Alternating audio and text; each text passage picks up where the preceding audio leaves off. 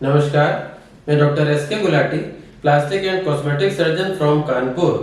आज आपसे लड़कियों में मिलने वाली एक बर्थ डिफेक्ट के बारे में बात करूंगा, जिसमें योनि या वेजाइना का विकास नहीं होता।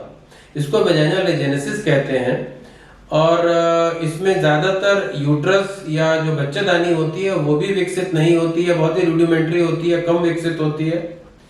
और लड़कियों में ब्रेस्ट का डेवलपमेंट नॉर्मल होता है, axillary pubic hair normally develop होते हैं, लेकिन जब महीना स्टार्ट होने का समय होता है तो महीना स्टार्ट नहीं होता, प्राइमरी एमेनोरिया होता है और ज्यादातर तभी इस परेशानी का पता चलता है। जो बच्चियां प्राइमरी एमेनोरिया के साथ प्रेजेंट करती हैं उसमें लगभग 15% में कारण वेजाइनल एजेनेसिस होता है।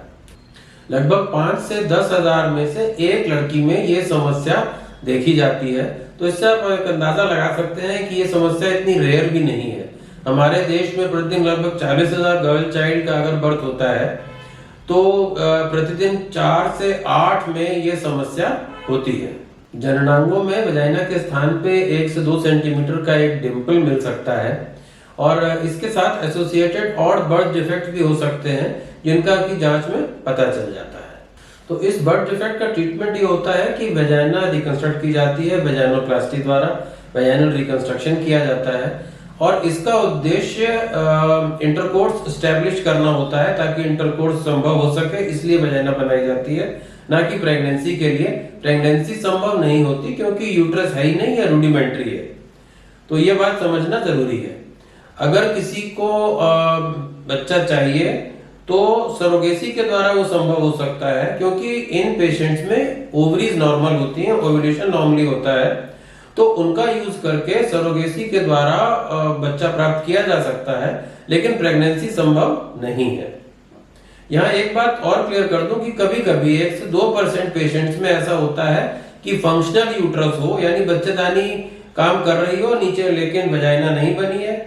तो इनका मैनेजमेंट मैं आज डिस्कस नहीं कर रहा, क्योंकि वो एक बिल्कुल डिफरेंट है, बहुत डिफिकल्ट होता है, तो उसको मैं आज डिस्कस नहीं कर रहा हूँ। मैं सबसे कॉमनली पाए जाने वाले वेरिएंट, जिसमें कि वजाइना एब्सेंट होती है और यूट्रस काम नहीं कर रहा होता, उसकी बात कर रहा हूँ और उसका ट्रीटमेंट वेजाइनल रिकंस्ट्रक्शन होता है। आइए अब हम लोग बात करते हैं कि वजाइना कैसे रिकंस्ट्रक्ट की जाती है। वेजाइनल रिकंस्ट्रक्शन का पहला तरीका होता है सेल्फ डायलिटेशन। इसमें पेशेंट एक डायलेटर की मदद से वजाइना वाले स्थान पे या उस डिंपल के स्थान पे आधे घंटे के लिए दिन में 3 बार रेगुलर प्रेशर देती है और कुछ ही हफ्तों के प्रेशर से और डायलिटेशन से उस स्थान पर ठीक ठाक डेप्थ की वजाइना डेवलप हो सकती है।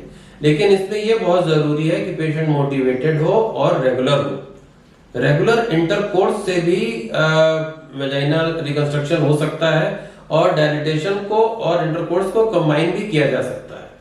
तो अगर इस तरीके से सफलता मिल जाए तो स्किन ग्राफ्ट के द्वारा वजाइना बनाने की जरूरत नहीं रहती और ये एक बहुत अच्छी कंडीशन है अगर इस तरह से वजाइना बन जाए। लेकिन यदि इसमें सफलता नहीं मिलती है तो स्किन ग्राफ्ट की मदद से वजाइनल रिकंस्ट्रक्शन या वजाइनोप्लास्टी की जाती है। इसमें वजाइना वाली जगह पे एक स्पेस डेवलप किया जाता है, अंडर एनेस्थीसिया होता है ये ऑपरेशन, और उस स्पेस को जांघ से ली गई त्वचा के द्वारा लाइन कर दिया जाता है। पेशेंट को 6-7 दिन बेड रेस्ट करना होता है। उसके बाद ये पूरी स्पेस इस स्किन ग्राफ्ट से लाइन हो जाती है। कुछ समय तक पेशेंट को एक मोल्ड उस स्पेस में रखना होता है, अन्यथा उस स्थान के कॉन्ट्रैक्ट होकर खत्म होने की या सिकुड़ जाने की संभावना रहती है। एक बार रेगुलर इंटरकोर्स स्टार्ट हो जाए उसके बाद इस मोल्ड की जरूरत नहीं पड़ती है। आइए समझ लेते हैं कि ये सर्जरी करानी कब चाहिए, किस उम्र पे करानी चाहिए। तो लड़की जब समझदार हो जाए, वो ट्रीटमेंट में कोऑपरेट कर सके, तब ये सर्जरी करानी चाहिए। कॉमनली हम लोग एडवाइस करते हैं कि मैरिज के पहले या इंटरकोर्स स्टार्ट होने के लगभग 1 साल पहले ये सर्जरी करा लेनी चाहिए, क्योंकि इतना टाइम लग जाता है उस जो ग्राफ्ट लगाया गया है उसको मैच्योर होने में, और जांघ से स्किन ली जाएगी उसको प्रॉपरली हील होने में और सॉफ्ट हो जाने में। तो 1 year before marriage is the right time for this surgery. मैं आशा करता हूं कि इस वीडियो में दी गई जानकारी आपके लिए उपयोगी होगी। नमस्कार।